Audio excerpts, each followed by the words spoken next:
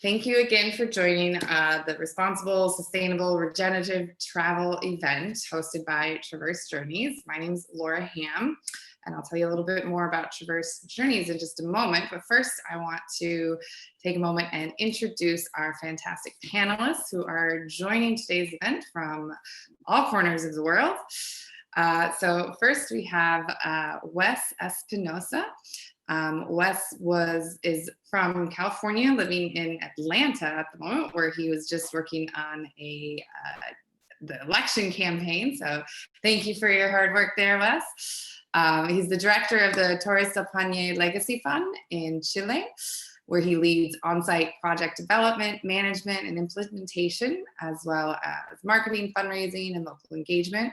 Before working at the Legacy Fund, he was a partnership development manager for Sustainable Travel International, and he also spent a few years in Quito, Ecuador, as the Latin American development lead for Asylum Access, an organization that provides legal services to refugees. Beyond helping Torres del Paine National Park build sustainable trails and improve ecological restoration, he's passionate about creating opportunities for local residents and tourists to give back and conserve Chile's incredible protected areas. Destination stewardship is his modus operandi. What does that mean to you, Wes, destination stewardship, when speaking about your work in Chile? Yeah, thanks, Laura, for the introduction. And hi, everybody. This is going to be really nice and interactive, so I'm looking forward to speaking with everybody a little bit. Destination stewardship is this idea that all sectors of society, whether it be the public sector, the private sector, civil society, tourists themselves, it's the idea that all of them participate in making a destination more sustainable, right?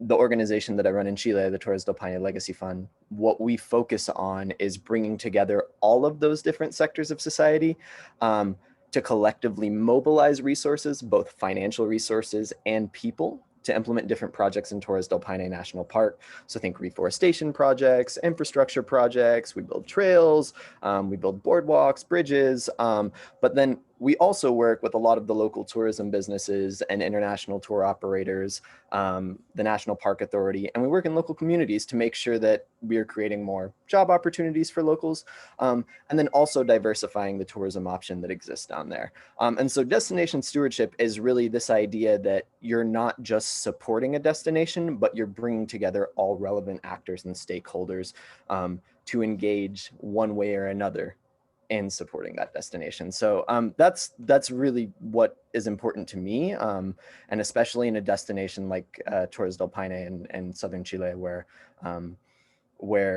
visitation has just exploded over the last decade. So yeah. Excellent. Very good. Thank you, Wes. It's great to have you joining us. Thanks for making the time, and looking forward to hearing more from you in relation to all of these great topics. Next, we have Susanna Kelly joining us from Munich, where she's currently living, though she was born and raised in Alaska, where she witnessed firsthand the positive and negative impacts of tourism, especially in rural small towns and in delicate ecosystems. She's a fierce advocate for meaningful travel, and she's on a never-ending mission to learn about the ethics of travel and to impart that knowledge into others. She's a travel writer and blogger and environmental advocate. She runs a blog, and you can find her on Instagram at Wandering Chocobo. She's joined Traverse in New Zealand, and then on our Ireland trip just a little over a year ago, where we were, fortunate to have her voice to speak about all these issues in those destinations. She's currently attending a master's program at the University of Edinburgh for biodiversity, wildlife, and ecosystems health. And she's also in the process of launching a company focused on environmental education. And yeah, Susanna, would you like to tell us a little bit more about this company that you're launching? So I'm launching a company that's focusing on environmental education. And my primary goal with it is to kind of bridge the gap between like environmental science and research and the general public. Oftentimes, I think that this information isn't always easily accessible. It's difficult to understand, or there's kind of like this gateway to it with like paid journal articles. So I really want that information to be available to everyone. And how it relates particularly to travel, I think you get a lot of this kind of like echo chamber of people who aren't necessarily experts kind of blogging or writing about these topics that can sometimes be more harmful than they are beneficial. So just trying to empower everyone to have access to this information and understand kind of the science behind it, and to help themselves make educated, better life decisions, travel choices, etc. Excellent, very cool. Yeah, I'm very much looking forward to seeing the launch of that website and seeing where that goes. Thank you for joining us. And last but not least, from the ends of the earth in New Zealand, we have Malcolm ONeill joining us. And of course, hailing from New Zealand, he tends to, sometimes might experience a fairly normal routine of sustainable practices in New Zealand that other countries are striving to get to. But he's also going to speak about the dichotomy of that within New Zealand, while, spending his life adventuring, hiking, climbing, kayaking throughout New Zealand. He became passionate about conservation and ethical travel, and has infused that into his work as the co-founder of Hiking New Zealand, which is our on-the-ground operator for one of our New Zealand itineraries. We're super excited to have him here. He's very passionate about the carbon footprint created by travel as well, and is looking forward to engaging on those topics as well as more. Malcolm, can you tell us a little bit about what it's been like running a tourism business in New Zealand since the 90s, for several decades now, and how you've experienced New Zealand's reputation for being socially progressive or environmentally conscious? Yeah, thanks everyone. Welcome to this this little talk. So my background is simply my friend and I, who came from a science background and have a great passion for recreation, hiking, climbing. We created a model of tourism that was simply selfish. We figured that everyone else wanted to do exactly what we wanted to do, which was leave the roads, leave the towns, and go off into wilderness. And so we created trips around New Zealand where people would, we linked together beautiful wilderness areas. And we used sort of science and critical thinking to sort of purvey information about environment. Our founding principle was the more people who enjoy, respect, and have experiences in the outdoors, the more people there are to speak up for preservation or sensible recreation. And that was really our principle. And we put our money where our mouth is by being, I think, the first business, or the second business in our country, at least, to do something active.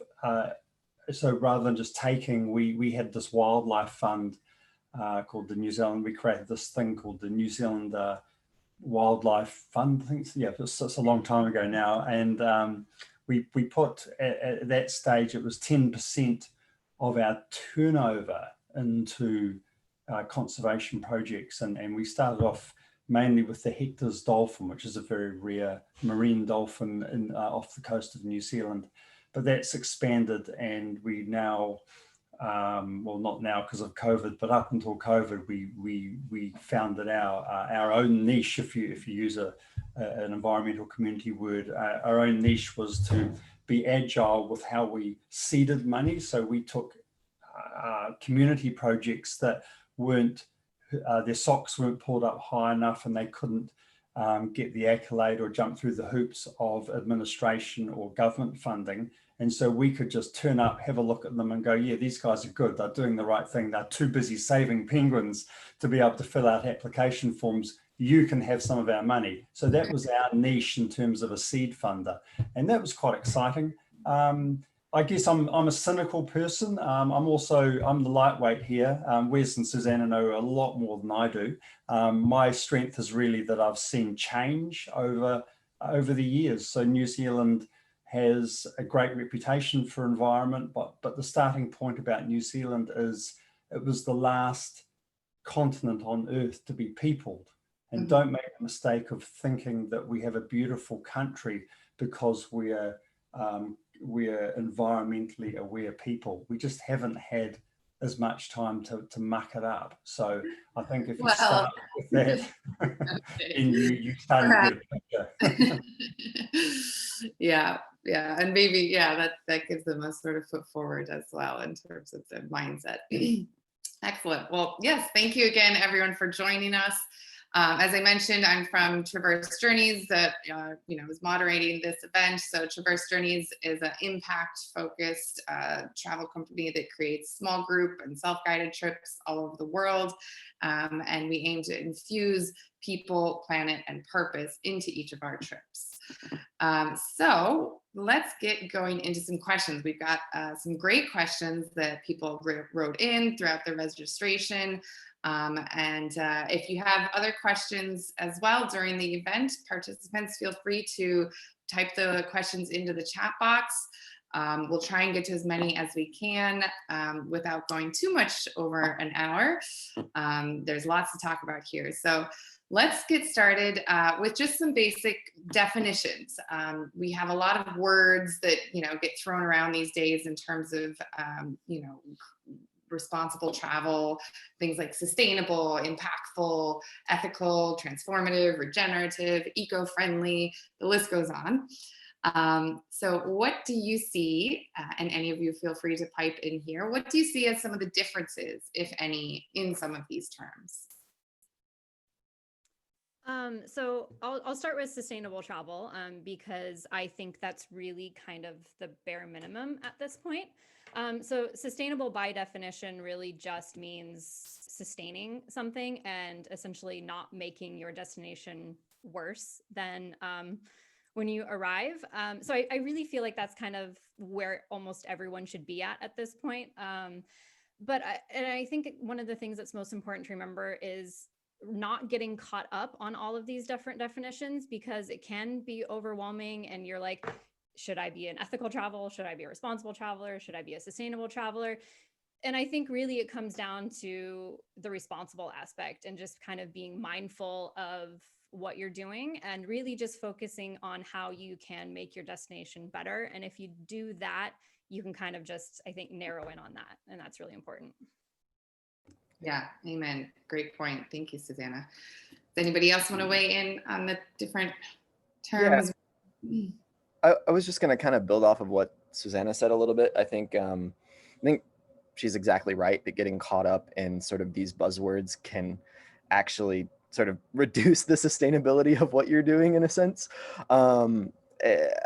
I think really it comes down to two questions. And so the word responsible to me is also the strongest word here because I think there's self-responsibility in that. And when you're traveling or engaging with the tourism industry, I think you need to think about two essential things: people and the environment of that place, right? And when you start sort of thinking about those two things, how am I impacting the people that live here and how am I impacting the environment here? I think that then it creates an opportunity for you to do more less buzzwordy research on where you're traveling, how you're traveling, and what to do on your trip. Excellent. Yeah, thank you. Yeah, there's definitely a need to kind of, get away from the, the ideas and into the actions for sure. So with that in mind, I'm kind of digging in a little bit more to this idea of transformative travel, or sometimes purposeful travel and meaningful travel.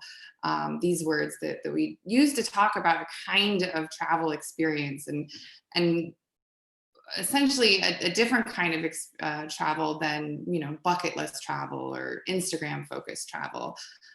So what do you see as kind of the difference between this more purposeful travel and the other sort of mindsets of, scratching a destination off a list? I can just start. I think travel, if we were to ask ourselves after we return from a destination, what was it that we gained the most? And I think this transformative travel is actually what we intuitively do. But now again, it's a term that's a signpost for us to say, hey, little human, what woke you up, what engaged you, what inspired you the most about that travel to the beach was not actually sitting on the beach. It was having that conversation and the meeting of minds and the effect of change that happened to you as an individual. And so this is language that is identifying to us what some of those the most inspiring elements of travel are. It's about learning, the joy of learning, the joy of connecting with people, the meld and the movement of ideas. And so just like your first question, Laura, let's not be transfixed or obsessed by the purism of the word, but the word just represents an idea that we need to move towards. And I think it's an awakening of the deeper purpose of travel. And let's go looking for that when we plan our trips, rather than just coming home and going, oh, hey, we stumbled across that. I don't know, does that make sense? Yeah, absolutely. Definitely. I think there's, a lot to be said about, setting an intention and building that and fusing that into your trip from the get-go, for sure. Susanna or Wes, did you want to weigh in on that? Go ahead, Susanna. I'll just quickly add, I think as a travel blogger, I used to get very caught up in this kind of like bucket list and Instagram travel, because that's what I thought would help my business succeed. But looking back on those trips that I took that were primarily kind of for that selfish bucket list, they're some of the worst trips that I ever had. And like looking back on the memories, they weren't authentic, they weren't genuine. And I'm like, I don't even enjoy these photos. So when I made that shift to travel with like purpose and meaning, I started really enjoying culture, travel, these like really authentic hidden gems. And I came back, in my opinion, a much better person. And I think it also left my destination kind of better off. So that shift for me was probably one of the most pivotal, I think, moments that I had even as an individual. And it completely kind of like started a catalyst for a change in my life of, going back to school for environmental stuff. So it's a big transformation. And I think you get a lot more out of the experience. Yeah. Amen. There's plenty in it for you as well. It's definitely creates a lot more meaning and memory. Wes, did you want to add anything real quick to that? Yeah, I do. And I just think the idea of transformative travel, like the most important thing is making sure that there is a figurative vehicle there to get you to a point where you can do that type of travel. I'll give a quick short story. So the most popular hiking trail in the destination I work in Chile is called the Base of the Towers. And it's this day hike that you can do about 7 hours long, gets you to a beautiful lagoon overlooking these granite spheres. When folks show up, I have had a moment where somebody drives up to me as I'm sort of carrying a shovel down the road. And that person has said to me, hey, how long of a drive till the picture? Right. And I think the vehicle for them is that there's this vehicle of social media, this idea of needing to get there to take that picture, needing to get there and do this. And that was, it's pretty common, but I also don't think that there's the appropriate structure there for somebody, especially that isn't aware of how to travel more responsibly in a transformative manner. There may not have been a vehicle there for them to get the information to actually, go to the national park, visit that place, maybe pick up a shovel on the way, dig out a little hole so a tree can be planted, something along those lines, right? So I think it's important to talk about, but also to recognize that a lot of avenues don't really exist for somebody to get to that point, for everybody to get to that point, rather. Yeah. And I mean, I think, piggybacking off what Susanna said as well, it's a process. Sometimes we we learn and grow and become better travelers as we go. I certainly, wasn't the most responsible traveler when I started out, but you kind of, pick things up along the way, and you realize that, that there's more impact on all ends of the spectrum when you shift things a little bit more that way. Excellent. So another word that gets used sometimes when talking about sustainable tourism, another term, is this idea of tourism leakage. Which is essentially when the money that is spent in the travel and tourism industry doesn't get infused into the communities in which the traveler is visiting, but ends up going to, multinational corporations and, other pockets that, pretty much leave locals unimpacted by those tourism dollars. So, what are the ways in which travelers can try to avoid this idea of tourism leakage and ensure that their dollars do stay within the communities and the locals? I'll touch on this briefly.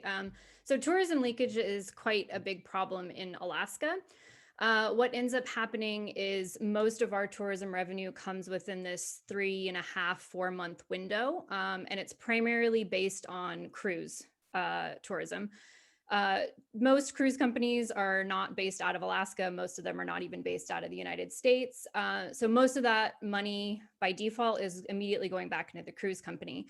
And what happens oftentimes when people land for their shore excursions is Alaska has a lot of these tourism companies that come and they kind of just set up shop for 3 months, and they hire employees that aren't from Alaska.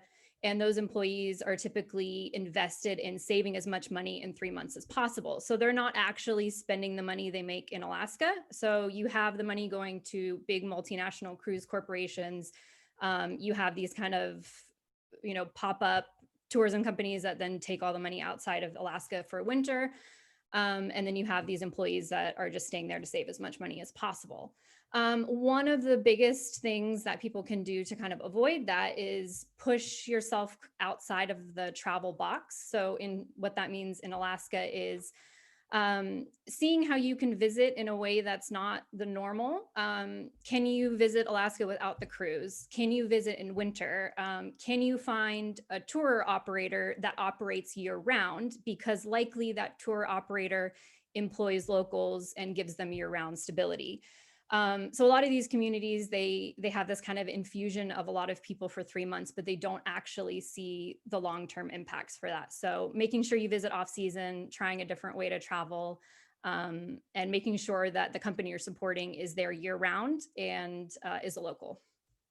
Yeah, those are excellent. All very, very good points. Thank you, Susanna. And yeah, you brought up another point, which is not just that, when the money leaves the community, that's not helpful or a positive impact, but also, with mass amounts of tourists coming in, there's a negative impact that can happen, environmentally and infrastructure and socially. So, it's a lose-lose then for locals if that's the case, for sure. Wes or Malcolm, did you want to weigh in on anything about that topic? Yeah, I'll just say New Zealand has our cruise ships look like camper vans here. So we have a similar, there's a channel of money, a very popular thing in New Zealand is to fly in, usually on a foreign-owned airline, rent a camper van or rental car, which often Australian-owned. These companies are now owned by Australian or American businesses. Using fuel that comes from somewhere else, buying food from Progressive Chain, which is an Australian-owned supermarket, and we have a minimum wage community who work for these outfits, and the profits are all heading straight back overseas. Some of the camper vans that are owned by foreign entities have got some gorgeous names like the Kiwi something or other, or New Zealand's own camper van company, and so I think as a consumer, as a traveller, as a explorer of our nation, it's devilishly hard to even if you're trying from the bottom of your heart to make a good choice. I think it's the corporate disguise of this principle that Suzanne was talking about with the cruise ships is here as well, but it's perhaps a little bit more difficult even to identify. And so Laura's question is, how as a traveler or a visitor can you try and mitigate for that? Well, it's not easy, and I think really it is about leaving the ant trail, the tourism trail, as much as you can, but also I think the moral hygiene of these companies is changed by comments that their customers make. We're a medium-sized business in New Zealand, and as directors, when someone writes us a letter, a note, an email, or a chat that is valid and is a good comment, and it might be something that I've seen someone do in another company from overseas, or it might just be something we're doing wrong. As directors, we pore over those emails, and I think as a community of travelers, which we all are, never feel like you're wasting your effort. If you have a sage comment to make to a business about how they run, if you feel like you need to have more of your exchange going into the community, like Alaska, then make that comment, because the voice of people is very much listened to by our business, and I'm sure it is by others as well, even big businesses. So I don't feel like one whole voice doesn't matter, because if it says something wise, boy, do we listen to it. Yeah, amen. You do, each individual traveler definitely does have a voice, and can utilize that to create these impactful changes within the industry, for sure. Let's go on to the topic of, while we're talking about these kinds of research and avoiding tourism leakage, another thing that comes up for travelers who are trying to measure their impact and do make good choices, there's this issue of greenwashing, which is, if you haven't heard that, essentially the capitalizing on the trend of eco and green kind of practices, and claiming those as a business without much follow through. So what are the ways that travelers can keep an eye out for greenwashing and the red flags of companies that are, making claims that they're not necessarily supporting? And, at the same time, what is the opposite? What are the ways that travelers can find companies who are truly, practicing what they preach? So I just wanted to add in that I think this goes into what y'all were just discussing. And specifically, one recommendation that I was going to make that I think sort of can address both things is, for travelers as a place to start, especially if they're visiting somewhere that, is some kind of adventure travel where it may require an outdoor guide, is I always try and find a local guide association. And I'll email that local guide association, right? Local guides may not all work for locally owned companies, but at the very least, you'll be able to sort of gauge, okay, who's, is the guide that I'm getting working for a company, and will my money stay here, right? But in addition to that, I think just greenwashing in general, one thing that I look out for too is just overly packed itineraries. There's a phrase in Patagonia, and it goes, "He who rushes loses time." And people will always say that, like, if somebody's driving fast while you're driving down the road and they fly by you, the driver might say that to somebody, right? And I think that's really important, right? We try and pack all of these things into an itinerary, and it's great, and there's tons of experiences, and yes, our dollars go around, but I think from an ecological perspective, taking your time and seeing that a tourism business or an itinerary or a guide takes their time with sort of what they have planned for you, it can also give you an idea of how that time is going to be spent, right? And I know that it's kind of a tough thing to find, but I just think, trying to find a local guide who will take their time in showing you the individual plants that you walk by, who will take their time in talking about, microecological function while you're visiting some sort of garden or something like that. Those types of experiences are ecologically regenerative and sustainable in themselves.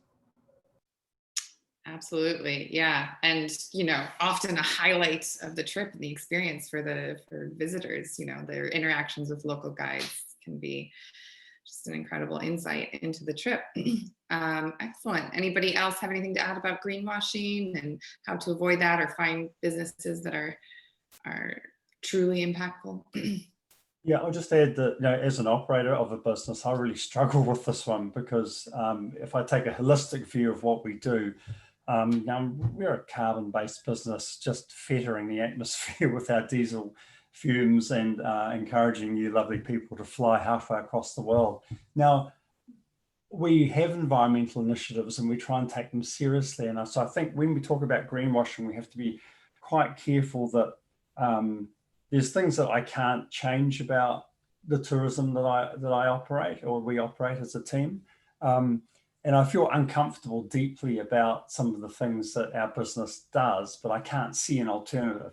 Now, that doesn't mean I'm greenwashing. I think just be very cautious to make the distinction. I may be evil over there, but in this place, I'm doing what I can do and I'm spending money and time to do it right. So that doesn't mean I'm greenwashing. I feel, yeah, like I said, I feel profoundly uncomfortable about some of the things that I'm required to do. There are no electric alternatives for a number of things. So as a traveler, I would simply look at the claims people make and just quietly hold them to account for those claims. You know, be critical thinking about it, and maybe remind businesses like ours that shouting green messages will do you more damage than saying nothing. And you know, honesty is a beautiful thing. And I think for us, we communicate to our clients that we're not purists, but every year we want to be better than we were the year before. And I think as travelers, hold us to account for our messaging. Often marketing departments are quite removed from the operations, and sometimes the operations guys and girls will be, will roll their eyes at some of the market speak that their business is producing, particularly in the bigger businesses. So hold us to account. If you've seen a message, hold that in your mind and see if it's unrolled. And if it isn't, just a quiet little wry comment here or there will go far. Yeah, excellent. Well, yeah, once again, use your voice and pipe up. Very good. So I kind of want to piggyback a little bit off of what you brought up there, which is a very important point in any conversation about sustainable travel or the lack thereof sustainability within travel. And that's talking about the airline industry and, the carbon footprint of, hopping on a plane, especially to the far ends of the earth, like New Zealand or Patagonia. So, from each of you, is there, thoughts that you have about, grappling with this cost benefit analysis of the carbon footprint in the airline industry, and, speaking about carbon offsetting, if that's something that you feel, is a helpful way to mitigate that impact, or any other ways in which, that carbon footprint is or isn't mitigated in the course of the trip. I can touch on this. I struggle with this deeply. There's 100,000 different, that's an exaggeration, but there's a bunch of different carbon offsetting programs out there. I think what sort of one way I've tried to make sure that my offset counts is looking at like what kind of offsets actually have a tangible impact. And I've sort of really been on the methane capture train as of late. And I really think that has significantly more impact and is also ecologically shown to produce results in comparison to some types of reforestation or some types of tree planting, which can actually be inversely damaging, right? So I think that's one thing, just make sure that if you decide to carbon offset with a company, with a nonprofit, whoever it is, that you know what type of carbon offsetting you're doing. And then in addition, there's carbon offsetting that you pay for, like that, right? But then I also see it as sort of, how do you offset what you've done by flying while you're in the destination? You know, if you're visiting a national park and you want to go there for 5 days, are you driving to and from that national park for 5 days, or are you taking a bus one time and then camping for 5 days and then coming back after 5 days and then spending your dollars in the local town, right? I think that you have to sort of ask yourself these questions because you're choosing to fly to the ends of the earth, and Patagonia in my case. And it's, you know, it's sort of trying to manage both of those things at least helps to improve the impact of your offset. Absolutely. Yeah. Being mindful really is the bottom line. I think that, you know, is important. Laura, Susanna, can I jump in? what's that? Yeah. Thanks. Hey. Yeah, so thanks, Laura, for hosting this. It's really interesting, and sorry I came in late. Just in relation to your last, the greenwashing thing, I think that it's very important to look at what companies are actually doing as opposed to what they intend to do. I think that's the main way of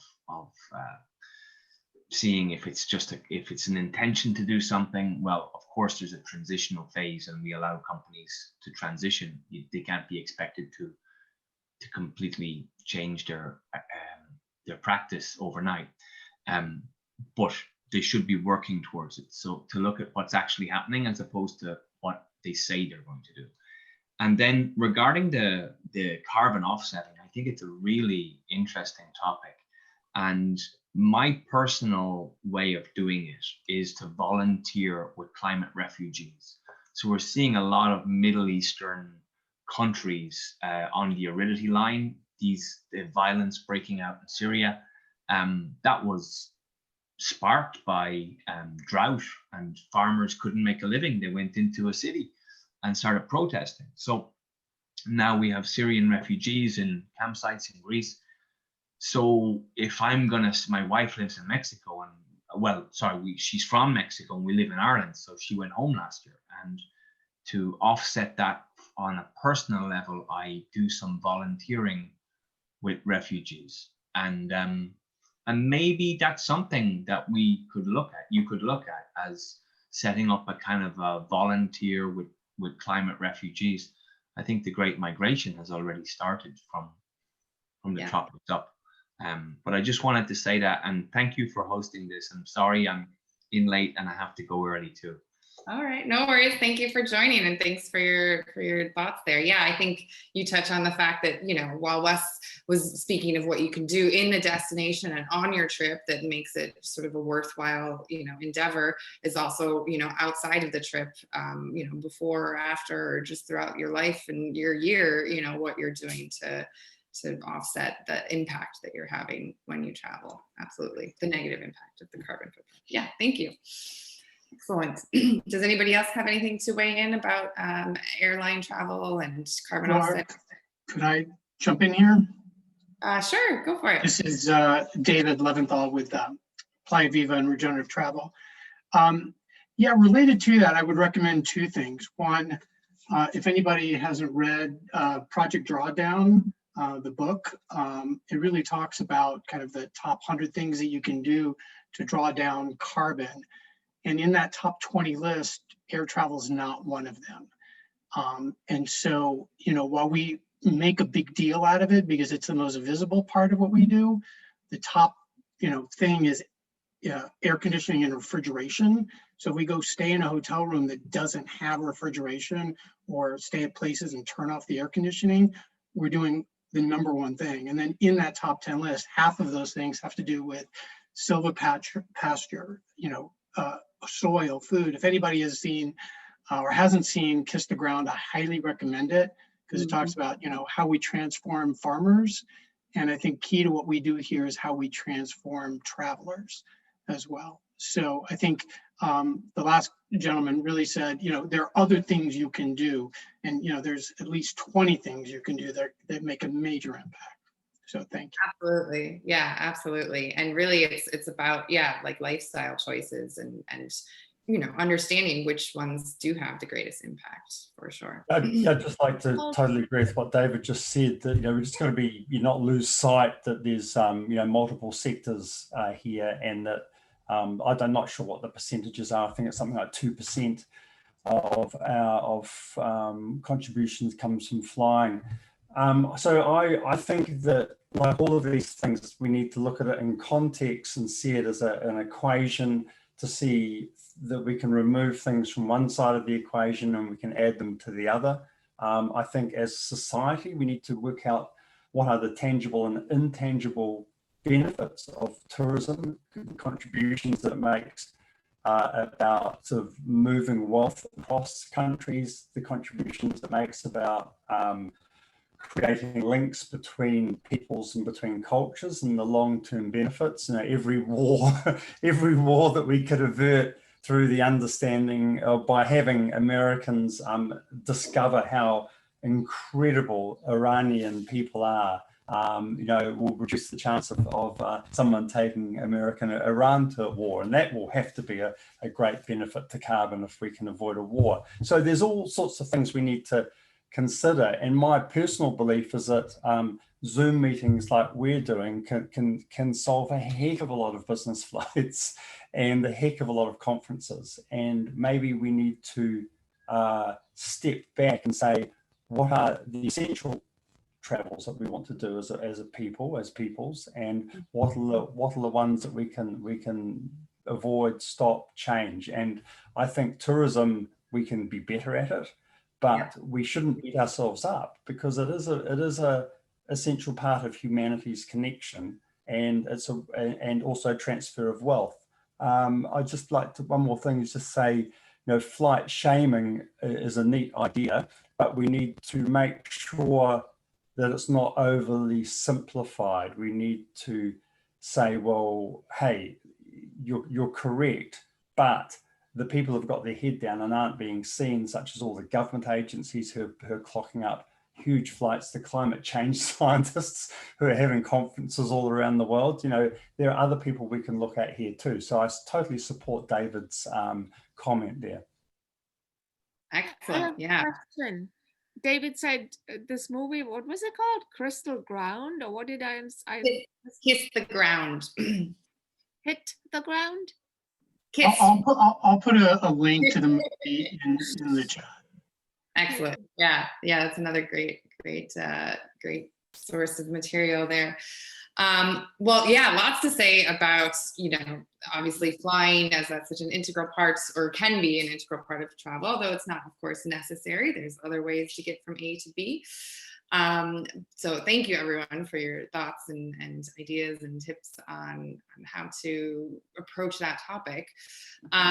So, I love that you touched on this idea of quality over quantity, and that's kind of being, talked about and addressed quite a bit in the tourism world at the moment, shifting the focus in, from, how many trips you can do in a year to, having one good, longer, meaningful or impactful trip, or two as well, can also, of course, decrease the amount of time in the air.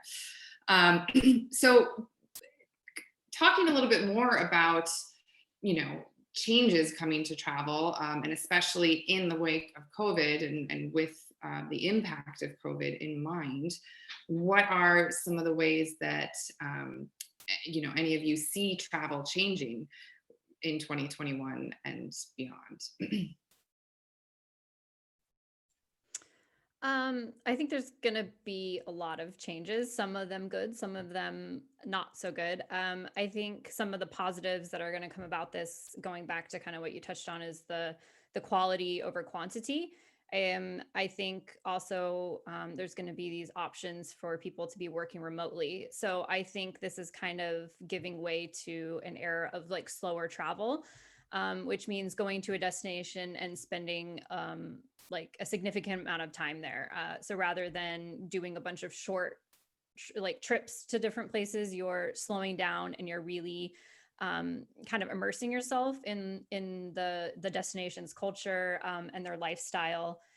So I think that's going to kind of usher in a new a new era for that. And I also think that destinations are going to start approaching the way that they invite tourists in a different way, which will be kind of interesting. And this kind of goes almost into like the stewardship aspect of it, but I think it's going to be more focused on groups coming together. So I always give the example, like Germany does a really great job developing their kind of tourism plan. They bring together local businesses, locals, airlines, tourism companies, and they kind of create this like sustainable plan that works well for everyone. And currently Amsterdam is implementing a model with, they suffered, huge financial loss during the pandemic. So they're kind of restructuring the way that they're inviting tourists in. And I think that's going to be positive because it's going to make meaningful travel easier and more accessible to everyone, because it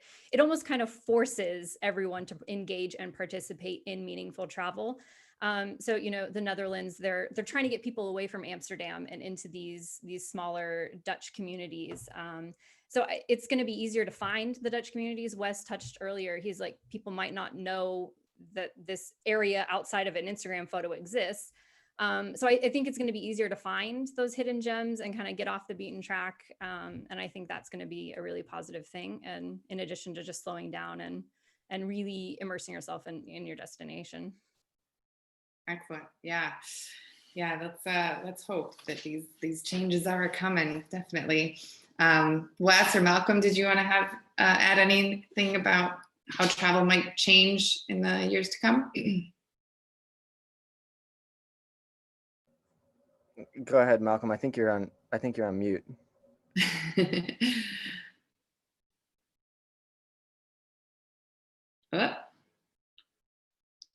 Yeah, there's no audio. I'm not sure if you have. Do you want to try? Oh, there you are.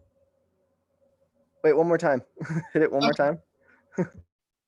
Nope, still mute. Still here. Can I unmute you? Am I on now? There we are. There you are. Okay. I told you I was a long way away. Takes a long time for the sound to travel that far, yeah. Yeah. It's when we did that test before, sometimes with Zoom, it just, you just get a very staccato result when you're on the bottom of the planet. So I was just going to say that we're a little bit, sort of from a traveler's behavior, I think so many people have lost money from booking trips that I do think there's this now risk-averse travel choice, which is going to benefit the corporates and the big companies and not the small companies on the ground. Because when people are committing spend to do a product, they have a sense of comfort that it's a big business, although they probably shouldn't, but they do have, they're going to deal with a travel company they know from their home country, which is less likely to be fulfilling some of the aims that we're talking about here. So, and I don't blame them for that. I think a lot of travelers lost deposits and a lot of money during this COVID episode at the beginning. And I don't blame people for their conservatism like this, but I don't know a way out of it. But we're seeing that already. We've really seen that as a New Zealand owned operated company. If you don't mind, I just want to sort of say to what you just said, Malcolm, I think I hear that, but I think one sort of positive that may come from that, and at least I know from my own experience, like I ended up back in Atlanta where my parents live because of the pandemic, and something that I've gotten to do that I never would have prioritized before is I've gone and I've explored Georgia, right? And so I think domestic tourism, like as sort of economies start picking back up, I do think that domestic tourism will kind of be that nexus to keep those smaller local businesses hopefully alive. Obviously, I don't know, but I've sort of seen it in a couple of different places and communities that domestic tourism has started to ramp up and people are interested in supporting their local communities. So I have hope that sort of that kind of tourism can help to rehabilitate some of the damage that's been done to some of those smaller local businesses. Touching on that, like local tourism, I think that works really well in cultures and countries that have a population that still has disposable income to go support their like regional tourism. So that works really well here in Europe, where like a lot of Germans are still going out and exploring Germany.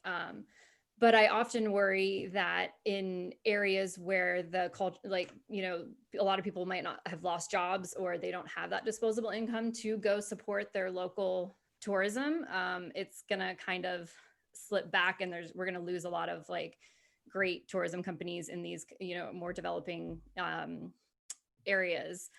So that's kind of scary to think about. And I think there is a divide between, countries that have that disposable income to support that like local economy. And that's always something to consider. But on the other hand, I've noticed some examples in Africa where like Giraffe Manor was an example, where Giraffe Manor is a place where people can go stay, and there's giraffes that, you know, I guess live on the hotel, and they started opening their doors for the first time to actual Africans and Kenyans. And it was, you know, a lot of people were like, why did you never do this before? Because they only marketed themselves to white Western tourists, and the price point was for white Western tourists. So you're seeing also, I guess, communities kind of actually start marketing toward the budget of the local economy, which is something that will be really cool, I think. Excellent. Yeah, very cool. So I'm conscious of time here, and I do still want to get to a few more questions that have been coming in, and some great topics still yet to go. So we'll try not to go too much past the hour, but we may end up going a little past the hour. So before, you know, I want to make sure we get to this question that David mentioned in the chat, and someone else as well when they're registering, about you know, when looking for sustainable travel experiences and companies, are there any certifications that you are aware of that you know, are legit, or you know, that will kind of indicate the kind of things that that we've been talking about here, and or like any networks or communities in which they can kind of connect to these kinds of businesses? Any recommendations that people can kind of take away there?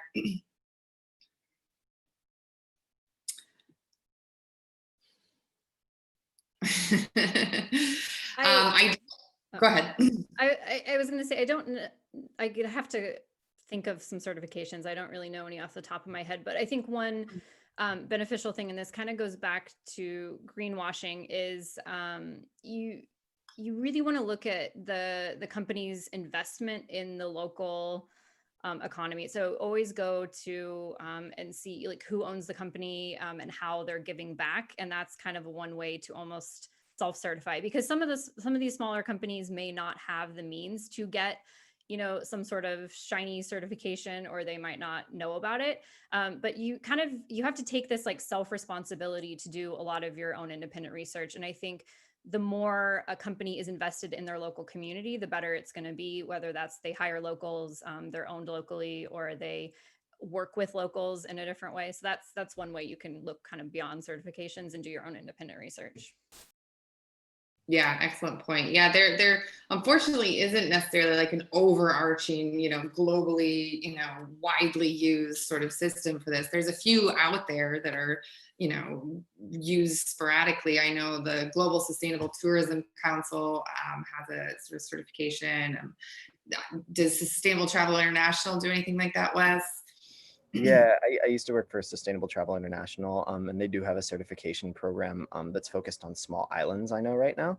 I can't speak to sort of how that's advanced in the last 6 months well enough, but I do know that they have a certification program right now going on there. I also think that, you know, I'm not necessarily for or against any of the certifications, but I think they can be a good guideline, just in terms of like, I don't know, having a starting point to like do some research. I think Green Destinations does a good job. They have a top 100 list. Like you said, GSTC does a decent job. Yeah, I appreciate that Green Destinations highlights a lot of places that are sort of smaller communities and the tourism sphere. And but you know, that I've gotten a lot of sort of different travel ideas just from looking at the list of destinations on there. Yeah, very cool. New Zealand has its own certifications, right, Malcolm? Yeah, go ahead. There's quite quite a lot going on downstairs here. So my perspective as an operator for 30 years, moving through this, it's come of age. I think it started off non-existent. I think we had our land care research produced this carbon zero stuff, which we had to look at, and it was pretty tricky. There weren't many options to really help us there. Then we had an accreditation that was more of a customer service accreditation called Qualmark, and it was about really customer service, and then it migrated or evolved to becoming a significant environmental award, which we went through and achieved. And so New Zealand it was quite good actually. It was the carrot and the stick idea. So you could go for this environmental award, which was just really making sure that you were doing all the obvious stuff and you were moving in the right direction, and it gave you various accolades for how well you did. But its stick was that our Pure New Zealand campaign and our very well marketed nationwide tourism entity wouldn't let you on their website unless you had at least some, unless you were just you had to at least be on the bottom rung of this environmental award. So it was actually quite clever. So a lot of foot dragging businesses actually got onto this ladder, because if they didn't, they were never going to be allowed to have visibility through this very effective international tourism brand, or a national tourism brand. Since then, I think my big criticism of that was it was quite rigid. It actually came from Brazil. A lot of the principles came from a Brazilian environmental think tank originally. And so they didn't really necessarily apply to New Zealand. There was a lot of obsession about water and the use of water.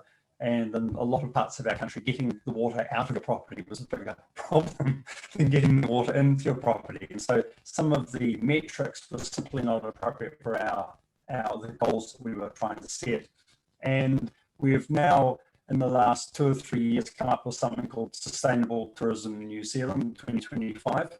And this is excellent. This is really, I know some people in the media have got stuck into it, but this is a really lovely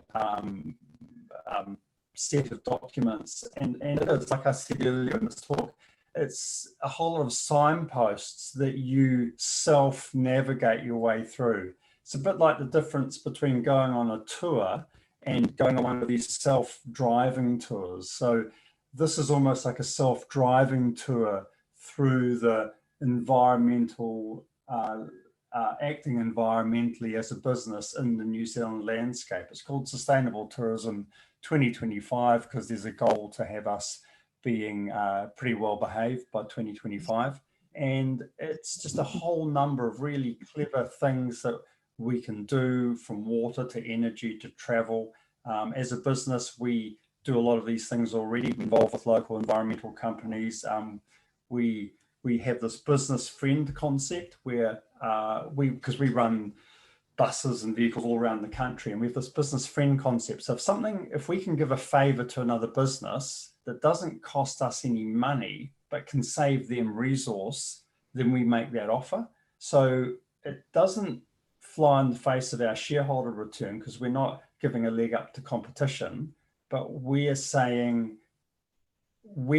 for an example, we're backloading from Wellington to Auckland, which is 8 hours of bus travel. So we offer that space or capacity to a non-competing business to save them carbon.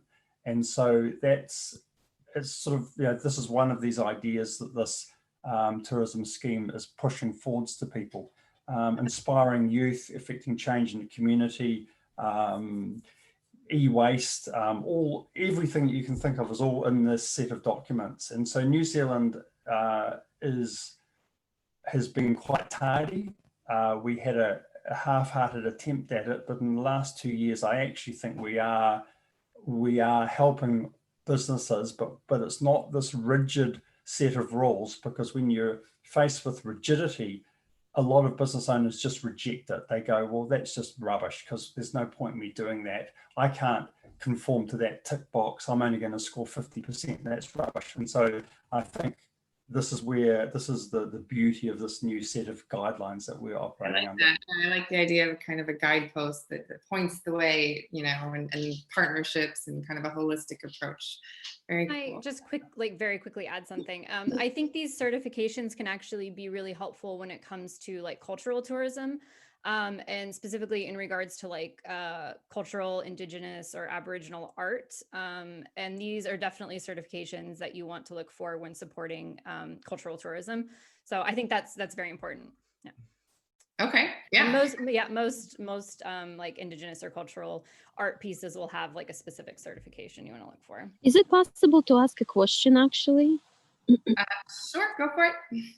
Just wondering, if I really I'm passionate about working for a company like that, eco-friendly, I don't know if that's the word, travel companies, what's the best approach to apply for those jobs? Going to the website, sending emails with the resume, or is there a really way of doing it that kind of like sort of bring, not guarantee success, but at least the best way to do it? Sorry? So I can answer that question. Mm-hmm. We find people who fit our culture, and we find jobs that fit them. So have a conversation. If you feel culturally connected with the practices or the system, a belief system of a business, then that's passion, and communicate that passion to the people who run that business, and take it, and your journey will start there. That's how I'd answer that. So then just finding a recruiter, another recruiter, but like finding the HR who runs the HR for the company, and then sending the cover letter and in the resume. That's the best way. I just think it's important that you find anyone who is in management in that business, and you make a genuine communication to them. And as running a business for 30 years, most of the people I've employed have been the ones that have been proactive and have come to me because they're the motivated, fantastic people, and they're the ones that walk away working for us and still work for us. So yeah, thank you for your question. Thank you. Aaron, you wanted to pipe up there. Aaron's joining us. He's a great partner of ours at ONeill Travel Insurance, that is a B Corp and supplies travel insurance for all of you lovely travelers out there. So yeah, feel free to pipe up, Aaron. Great to have you here. Nice. Thanks for that intro, Laura. Hi, everyone. So actually, to answer your question, I think it was Jana that asked, right? And also, I think it really ties in well to a lot of what we've been talking about, and especially the last question with certifications. I think it's really important, first of all, and because Jana, the certifications part can actually be part of the answer to your question, to recognize that there is an ecosystem, and we're part of that. Like all 13 of us that are currently on this call and more, we're part of this ecosystem that is global. It is like never more than now, I think.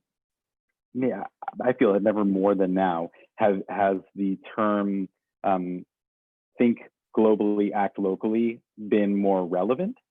And we are connected, even in this somewhat, trying time, right? Or in a way, it can be considered negative. One positive that can come out of this whole thing is that the recognition that we are all connected. We're going through a global crisis right now. It is not just centralized in one country, even though many people in certain countries think it's only happening in that country. It's impacting us and ecosystems and people and communities and all over the world. And there are certifications that aren't necessarily acutely related to travel, but encompass travel. I believe very, very firmly in the organizations that we partner with, like Certified B Corp. We are a Certified B Corp. There is a very fast-growing community of Certified B Corps that are in the travel and tourism world. David, who had to leave, but he's with Regenerative Travel. He and I are very actively engaged in the B Corp Travel plus Tourism Working Group. This is representing, I think something like 14 or 15 countries, right? So it's not just acute to one country. It's not just the United States. It's all over the country. It's representing destinations. There's 1% for the Planet, which has hundreds of travel-oriented businesses that donate at least 1% of the revenue to nonprofits that are in that, verified and vetted nonprofits that are in that network that are creating a positive environmental impact. There's a Transformational Travel Council that has their travel designer course that really helps with if you're a travel planner and designing your trips, not only to foster an experience to let you have a personal transformative experience, but also taking the destination in mind. There's and not just saying this is what we think is best for the destination. It's going to the destinations and saying, hey, you travel planner at the destination, or even the government, the country, saying we are taking on these rules. You want to come to us? We're going to make it easy for you to have not only a transformative trip for yourself, but also to help us transform our country so it's truly regenerative. You know, the regenerative travel, like David's company looks into that. They have a framework. I think the most important thing is things like this: Future of Tourism, Future Tourism, Crest, Travel Foundation, Tourism Cares. All of these provide a framework for destinations, travel planners, and the traveler to follow. So you don't have to think too much, and you can have that freedom, that relaxation to absorb the experience and let it sink in, to have an education rather than a shaming experience. It's actually, because who's going to learn from being shamed? I mean, maybe it works in some ways, but Anu writes a lot about this in her book, Beyond Guilt Trips. Really, it's more about how can we make it easy to be educated and provide a truly transformative, sustainable, regenerative experience for you and for the destination, all stakeholders involved. And these are certifications that each one of us can look into to all make that ecosystem bigger. So when people travel, they're almost ingrained into that system. That's my personal feeling about it. And I see it working. There's a proof of concept. That's the goal, really. The ultimate goal is to create this shift so that it's just a given, you know, that all of these things are just built into it. Absolutely. Thank you, Erin. Thank you for, bringing up a lot of those great organizations too, like the Transformative Travel Council, B Corps, and Regenerative Travel. Very, very great, important sort of cornerstones of these conversations and what they're doing in their work as well. I just have two more questions. Is part of that. You guys already do a lot of these things, you know? We try to do our part as well. Everybody on the call here is definitely doing their part. Yeah. Also, I just want to thank you for shouting out Crest. They're our fiscal sponsor. So just yay. Absolutely. Yeah. Crest is another fantastic organization doing their part. So I just have two more questions that I want to touch on before we wrap things up. You know, with the audience of travelers here, and a lot of them, you know, let's be honest, are probably a step ahead already just by virtue of attending this event in terms of, you know, being impactful or mindful travelers. So what are the tips that you could say to this audience in terms of how they can, you know, kind of encourage others to join the movement, or, you know, spread the word and promote this kind of travel experience, or, you know, reward, incentivize this kind of travel? And, you know, in the opposite, or, you know, speaking to what Erin mentioned there, you know, tying in this idea of travel shaming and where that, you know, the place of that, or the lack thereof of a place for that in that conversation. Susanna? Yeah, I'll touch on that a bit. I think especially in the kind of, you know, social media aspect of travel, there can be a lot of really negative travel shaming. And I am definitely of the opinion as well that travel shaming is not constructive. I don't really think any type of shaming is. But one thing I do think helps is I kind of have this idea of educating kind of your friends and family, and that if that means, you know, you've traveled somewhere that is, you know, very maybe unique for your friends or family back home, inviting them over and sharing the culture that you experienced, the people that you met, their connection with nature, some of the different, like wildlife you encountered. So I think having those conversations, even with people that are close to you, is actually really important. You can, turn it into a party and invite people over and cook a dish from the destination. So you're learning about the food and play music from there, and just kind of breaking down those barriers. So, because I come from a very small town in Alaska where a lot of people don't travel.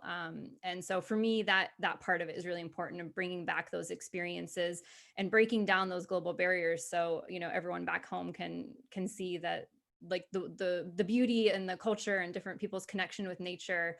And sometimes it's just very surprising of, the things that you learn and you can take home with you. And even kind of just from like a sustainability standpoint, like a lot of different cultures have this really unique connection with the environment, and, taking that home and implementing some of it. It's important. Yeah, amen. I think, that's spot on. You don't have to be an Instagram influencer, travel blogger to have a voice and to have impact with what you say and share. So yeah, I think that's an excellent point. Anybody else want to jump in or pipe in about that? Yeah, I think, like you said, sharing the story, and, and there's an education there in terms of, what you did and how you did it. Someone might read that and go, oh, I want to do that, or I could do it like that. So yeah, there's definitely a lot of, ways to kind of spread the good word. I could just add a little bit there, maybe. I think it's a very difficult question to answer. Susanna, you did really well. I just think that if you look at us and the people who are in and out of this conversation, we are already awake, but don't make the assumption that everyone else is awake too. So what is obvious to us, the benefits, the enjoyment of learning, the neurons that are getting fired by that experience and those skills and that knowledge that you came back with, as opposed to the going to the Riviera and lying on the beach. We know that intuitively and experientially, but those neighbors, those people over there, they may not be awake to that, and don't assume that. And so I think that's just a little background to apply to the comments that Susanna made. Absolutely. Yeah. Thank you. And we still have a lot of capacity to wake up more. Like I had a teacher that used to say to us, and then I used to say it to my students when I was a teacher, of like when they used to say, "You're a grown up," kids would say, "You're a grown up. You're already set in your ways." And my teacher would say to us, "I may be a grown up, but I'm not grown up." I'm always going to be going. And as travelers, and maybe even as like woke travelers, we're always going to have, maybe part of being also woke is being able to reflect and be aware that we can still keep growing and be more aware. Absolutely. Yeah, it's a never-ending journey. Thank you.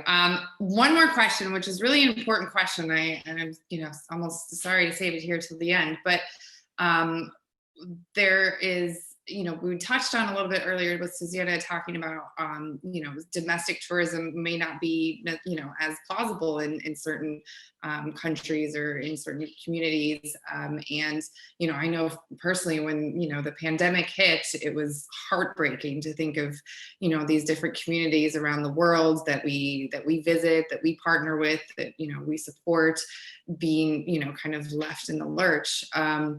So what would you say are, any of the tips or recommendations that you might have for how travelers can, even now during, while the pandemic is still, we're in the midst of it, and maybe travel isn't really kickstarted yet.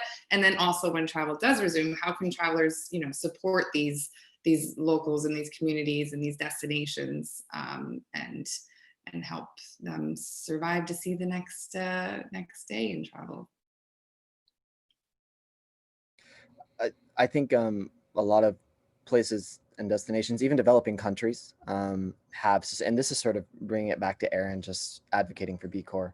I also strongly believe in B Corps, so I just want to say that totally agree there. But there's a lot of B Corps that will support local artisans and other individuals or micro enterprises that may be suffering because of tourism. There are a lot of organizations that do good in helping those individuals still get their crafts, their art out to market. So I think that's one way, sort of, while we're unable to physically be somewhere, that we can support local economies. Yeah, that was the main point I wanted to add. Cool. Anybody else? Yeah, Susanna. There's a lot of, ways you can go on social media and attend events. Like I mean, these are just examples in Alaska, but like the Alaska Native Heritage Center has been doing, live cultural events that you can attend. And if you end up watching one of those or participating in that type of event, you can donate to the organization. There's a Sea Life Center in Alaska that's also doing, like live animal kind of educational talk. So you can find organizations like that in the destination that you were maybe supposed to travel to this year and still watch their content, engage with it, donate to support them. Yeah, that's a good idea too. Like a destination that you were maybe planning to visit, but had to cancel a trip. Another one, you could think of, somewhere that, that's, meant a lot to you, or, destinations that you really felt connected to. I think it can be overwhelming sometimes. I mean, I certainly experienced this, the amount of, work to be done, or the help that you want to give. So just honing in and focusing on, one destination or one organization, one cause. And I heard someone talk once about how they do every month, they pick another one and they just, donate $50 or 100, whatever they can, and it makes it a little like fun thing too, to research and find and kind of connect with these different parts of the world that had an impact on them. So yeah, there's lots of ways to help. And certainly when we do start traveling again, obviously, taking all the lessons from this event and many more out there to make sure that those travel experiences are as impactful as possible. So I know we've gone quite a bit over, so we'll wrap it up here. I just want to kind of ask for any sort of closing remarks, or things that you'd like to leave people with in terms of the content here, and is travel and tourism really this substantial force to create this positive impacts that we all want and hope for it to be. I just want to say thank you, Laura, first of all. Listen, it was wonderful meeting Malcolm, Susanna, and hearing about y'all's work, and everybody on the call that participated as well. It's wonderful. I would just say, I firmly believe that tourism has the ability to change the world, both at a macro and micro level, economically, personally. So, I know that there's a lot of sort of buzzwords that can sort of bring up travel shaming in ways that it shouldn't, but yeah, I just think tourism really is an industry that can change the world, and we're all here because we want to make the tourism industry better and become better travelers and become better, hear ideas from others, and I think that these kinds of opportunities are what help to shape the tourism industry. Awesome. Yeah, thank you, Wes. It was great to have you on the call. I really appreciate your voice. Yeah, thank you everyone for participating and attending. I even learned quite a lot from this, so that was wonderful. I think, in regards to kind of the power of travel, I mentioned this in my bio, it really has the power to do amazing things. And if we wield that power properly. And I think one of the most important things you can take away is taking the kind of the educational path like upon yourself. It is your responsibility to do a little extra research to find the right company. It is your responsibility to push yourself a little bit outside of the box, to go someplace new, go somewhere in the, off season or whatever. Just you always need to kind of push yourself to be this better person and to learn something. And I think that's really powerful. In addition to that, I think travel has it's a really big impact on policy drivers in certain countries. So I think the more tourists, that can visit destinations, the more some countries, you know, are like, they value, we need to, you know, protect certain you know, ecosystems, so people can create that connection with nature. So it's a huge driver in policy, global and local, and that's really, really powerful. Excellent. And, yeah, Thank you. It was great to have you on the call. Yeah, thanks everyone. Yeah, I just reiterate again what Susanna and Wes was saying. Is just it's easy to be overwhelmed by the magnitude of these issues. And Yvon Chouinard, the founder of Patagonia, who's a delightfully acrid gentleman, and one of the things he said years and years ago in a book was, we all just need to put our, or I paraphrase him, we need to put our blinkers on and not be obsessed that the little change that we're affecting is not going to have a global effect and give up. We all need to do the right thing and serve the task in the only way we can. And as leaders in this field, the value of us demonstrating that our time is, we can put extra time in to save resource, or it matters to do this, it matters to me, therefore I will do it. And we can lead change in that way. And the only way we can move towards sustainable, we're never going to be sustainable, but the only way we can move towards that is by everyone not looking over their shoulder and going, oh, that doesn't make any difference in the scheme of things. Well, we all need to do that. We all need to just go, we have to serve the task, do the right thing, and one day, collectively, we can make this change. But don't be put off because, no, there's a million bits of rubbish on the beach. One day, if everyone picks up a piece of rubbish, there will be no rubbish on the beach, will there? Amen. Yeah, that's a great way to leave that thought. I mean, I do think, yeah, travel and tourism was this huge force in the world. It was, 10% of world GDP, 1 in 10 jobs, all of these things. And, at that, pre-pandemic, unfortunately, it was not necessarily on the right course in terms of having, the kinds of, positive impact that it could. So I feel like, as hard and difficult as 2020 has been, there's also this hidden opportunity here in terms of, having had travels come to such an unexpected stop. We've created this opportunity to restart it on a different course, or in a way that might be easier now than instead of like a train going full speed ahead trying to slow that down and reverse it. Now that we're at this standstill, we can really kind of steer and direct the direction of travel when it reopens. So again, thank you everyone for joining, and thank you to all the participants. Thank you to the panelists, Wes, Susanna, Malcolm, those of you who had questions and those of you who piped in. This is a fantastic, opportunity to talk about these really important issues in travel and in the world. And I just want to thank all of you for joining and for contributing. And at Traverse, we are hosting events like this, as well as destination-specific events, and all kinds of, Q&A or panel-led discussions about travel topics every month. So feel free to check us out on Facebook, on Instagram, on Eventbrite. Our next event is on December 5th, where we're going to take a virtual trip to Chile, actually, Wes. And more events to come. So I hope to see you at any of these future events, or perhaps on a trip sometime to one of the beautiful places in the world represented here on today's call, or any of the other ones. So thank you again, and until next time, and bring on better days ahead in 2021. Thank you, everybody. Have a great day. Thank you. Bye, everyone.